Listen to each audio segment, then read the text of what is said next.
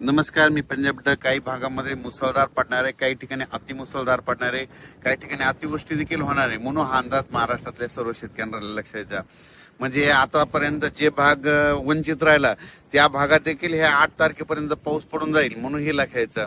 मग राज्यात जास्त अतिमुसळधार पाऊस कुठं पडणार आहे तर तुम्हाला सांगू इच्छितो, सर्वात जास्त पडणार आहे मुंबई, पुणे, नाशिक, नंदुरबार जिल्हा, धुळे जिल्हा, जळगाव जिल्हा, अहिल्यानगर, त्याच्यानंतर शिर्डी, राहता, अकोले, संगमनेर, ओझर गणपती ते पट्टा, म्हणजे धरण क्षेत्राच्या कॅचमेंट एरियामध्ये.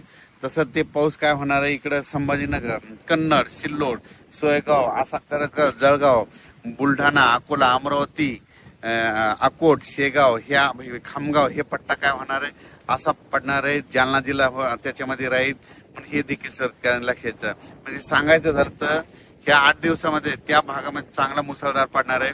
पण उर्वरित राज्यात देखील म्हणजे काही जिल्हे म्हणजे सातारा जिल्हा, सांगली जिल्हा, सोलापूर जिल्हा, पुणे जिल्ह्याचा पश्चिम भाग, त्याच्यानंतर इकडं धाराशिव जिल्हा, लातूर जिल्हा, बीड जिल्हा, नांदेड जिल्हा, परभणी जिल्हा, हिंगोली जिल्हा, यवतमाळ जिल्हा, वाशिम, त्याच्यानंतर वर्धा, नागपूर, भंडारा, गोंदिया, चंद्रपूर, यवतमाळ, हे सगळीकडे मग काय होणार आहे, ह्या 8 दिवसामध्ये पाऊस पडणार. काही ठिकाणी जोराचा पडणार, ओढे नाले पडणार, कुठं रिमझिम पडणार, काही ठिकाणी सततधार राहणार, म्हणून हे लक्षायचं.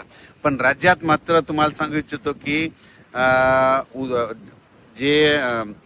जी पाण्याची जी टंचाई वाटत होती शेतकऱ्याला, पाणी टंचाई होणार आहे, दुष्काळ पडणार आहे, ते तसं काय होणार नाही. तुम्हाला सांगू इच्छितो, उत्तर महाराष्ट्रामध्ये जे धरणं येतात, तुम्हाला सांगतो उत्तर महाराष्ट्रामध्ये नंदुरबार जिल्हा, धुळे जिल्हा, नाशिक जिल्हा आणि त्याच्यानंतर अहिल्यानगर, जळगाव जिल्ह्याचे जे छोटे छोटे धरणं आहेत, या पावसामध्ये ते पाझर तलाव त्याच्यामध्ये भरून जातील, म्हणून हे लक्षायचं. पुन्हा कोकणपट्टीचं एक सांगायचं झालं तर उजनी धरणाबाबत शेतकऱ्याचे फोन आले, कोयना धरणाबाबत आले, तर त्या भागात देखील काय होणार, कोकणपट्टी ह्या 8 दिवसामध्ये कोकणपट्टीकडे म्हणजे रत्नागिरीपासून ते इकडे मुंबईपर्यंत, पालघरपर्यंत मुसळधार अतिमुसळधार पाऊस पडणार आहे. कोकणपट्टी, घाटमाता, महाबळेश्वर, त्या पुणे त्या परिसरामध्ये. मग त्याच्यामुळे काय होणार आहे, जे कोयना धरणाचा जे कॅचमेंट एरिया पाऊस पडण्याचा, त्या एरियात पाणी पडणार आहे आणि कोयना धरणाला लगेच पाणी येणार आहे. त्याच्यानंतर उजनी धरणात देखील काय होणार आहे, पुण्याकडे तिकडल्या पट्ट्यामध्ये पाऊस पडणार आहे. त्याच्यामुळे उजनी धरणात देखील या पावसामध्ये बऱ्याच भागामध्ये आवक मध्ये सुरुवात होणार आहे, म्हणून हे लक्षात. सांगायचं झालं तर 8 जुलैपर्यंत राज्यात म्हणजे आज 2 तारखेपासून 8 जुलैपर्यंत दररोज वेगवेगळ्या भागात जोराचा पाऊस पडणार आणि शेतकऱ्याची ज्यांचं पेरायचं राहिलं सगळीकडे पाऊस पडणार आणि सगळ्याच्या पेरण्या होणार आहे. आणि त्याच्यानंतर तुम्हाला सांगितलं हे पाऊस 8-9 तारखेपर्यंत चालत, पण त्याच्यानंतर पुन्हा लगेच 13-14 तारखेला पुन्हा पाऊस येणार आहे. पुन्हा जुलैच्या शेवटच्या देखील आठवड्यात पाऊस येणार आहे. म्हणून शेतकऱ्यांना घाबरू नका, दुष्काळ वगैरे काही पडणार नाही, पण पाऊस येणार, सगळ्या शेतकऱ्याच्या पेरण्या होणार आहे. फक्त मागं पुढं होणार आहे एवढं मत निश्चित लक्षात घ्यायचं. जमिनीमध्ये ईद बरबोला असेल तर शेतकऱ्याने पेरणी करायला काही हरकत नाही. आम्ही देखील पेरणी केल्याच्या नंतर बघा सारखा दररोजच पाऊस आहे आणि आमचं सोयाबीन आता उगून निघलं. आणि पण मुंबईकरांना आणि नाशिक जिल्ह्यातल्या मुंबईकरांच्या, नाशिक जिल्ह्याच्या जनतेला एक माझं एक आव्हान आहे, हे 8 दिवस जरा सतर्क राहा. काय करा, उघडे नाले ज्यांचे घर नाल्याच्या बाजूला, वड्याच्या बाजूला असेल तर तुम्ही जरा काळजी घ्या. पाऊस जर चालू असला सारखा, जर 3 तास पाऊस चालू राहिला तर तुम्ही समजायचं बिलकुल पूर येणार आहे.